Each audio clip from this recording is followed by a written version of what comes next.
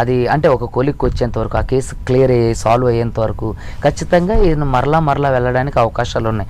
నాకు తెలిసినంత వరకు ఈ 28వ తారీఖు విచారణ అనంతరం ఆయన అందులో అక్యూజ్డ్గా జాయిన్ చేయబడతారనేది ఆ అడ్వకేట్గా నా అనాలిసిస్. ఎందుకంటే 2.5 కోట్ల రూపాయలు క్యాష్ రూపంలో తీసుకున్నప్పుడు అది ఇట్స్ ఇల్లీగల్.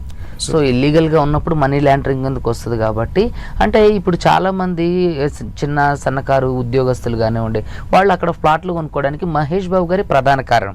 ఆయన అంటే అతని మీద ఒక నమ్మకంతో భరోసాతో బ్రాండ్ అంబాసిడర్గా ఉన్నారు. అంటే ఇప్పుడు మీరు చూసుకున్నట్లయితే మనం తమన్నా గారిని రాశిఖన్నా గారిని చూసుకుంటే ఏదో ఒక బ్యూటీ ప్రోడక్ట్కి వాళ్ళు ఇద్దరు అంబాసిడర్లుగా ఉన్నారని దాని ద్వారా ఏదో అక్కడ కూడా అవకతవకలు జరుగుతాయి. వీళ్ళిద్దరికి కూడా నోటీసులు ఇవ్వడం జరిగింది.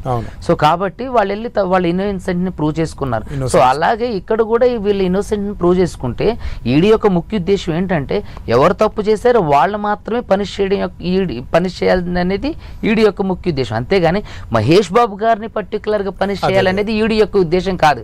దాంట్లో ఎవరైతే తప్పు చేస్తారో ఎవరైతే అంటే తప్పు చేయడానికి పాల్పడ్డారో ఎవరైతే మనీ లాండరింగ్ అవడానికి లేదంటే అక్కడ జరగడానికి అంటే అక్కడ ఆ సినారియో అంతా జరగడానికి మనీ లాండరింగ్ జరగడానికి స్కామ్ జరగడానికి ఎవరైతే అంటే మెయిన్ వాళ్ళు ఉన్నారో వాళ్ళకి శిక్ష అంటే దాంట్లో ఉన్న వాళ్ళందరికీ శిక్ష పడాలనేది వాళ్ళ యొక్క ముఖ్య ఉద్దేశం. కానీ మహేష్ బాబు గారికి శిక్ష పడాలనేది వాళ్ళ యొక్క ముఖ్య ఉద్దేశం కాదు. తప్పు ఎవరు చేస్తే వాళ్ళని శిక్షించాలనేది ఈడీ యొక్క ముఖ్య ఉద్దేశం. ఓకే, అయితే సుబ్బు గారు ఇక్కడ మహేష్ బాబు గారు అనగానే వెకేషన్స్ గుర్తొస్తాయి ఫస్ట్. సో ఆయన అబ్రాడ్ వెళ్ళడం అనేది సర్వసాధారణం. ఆయన ఫ్యామిలీతో పాటు వెకేషన్స్ ఎక్కువ ఇచ్చేస్తూ ఉంటారు. అండ్ మోర్ ఓవర్ ఇంకోటి రాజమౌళి మూవీలో ఆయన ఇప్పుడు పార్ట్ అయి ఉన్నారు. సో అందులో కూడా ఆయన అవుట్డోర్ వెళ్లాల్సి ఉంటుంది, అవుట్ ఆఫ్ అబ్రాడ్. సో ఈ రెండు ఒకవేళ కనుక అక్యూజ్డ్గా ప్రూవ్ అయితే ఆయన పాస్పోర్ట్ విషయంలో ఆయన జర్నీస్ విషయంలో ఎంతవరకు కట్టుదిట్టం చేసే అవకాశం ఉంటుంది? నాకు తెలిసినంత వరకు ఈ విషయంలో మహేష్ బాబు గారిని అవుట్ ఆఫ్ కంట్రీ వెళ్లకుండా అంటే ఈడీ అంటే నియంత్రించలేదు. ఎందుకంటే 2.5 కోట్ల స్కామ్లో అంటే స్కామ్ అనేది ఖచ్చితంగా అది స్కామే. ఖచ్చితంగా అక్కడ తప్పు అనేది జరిగింది. ఏది ఈ సాయి సూర్య డెవలపర్స్ కానివ్వండి ఈ మిగతా ఏదైతే సంస్థ ఉందో వీటిలో స్కామ్ జరగడం అనేది ఖచ్చితంగా వాస్తవం. కానీ దాంట్లో మహేష్ బాబు గారి పాత్ర ఉన్నదా లేదనేది 28 తర్వాత తెలుసు.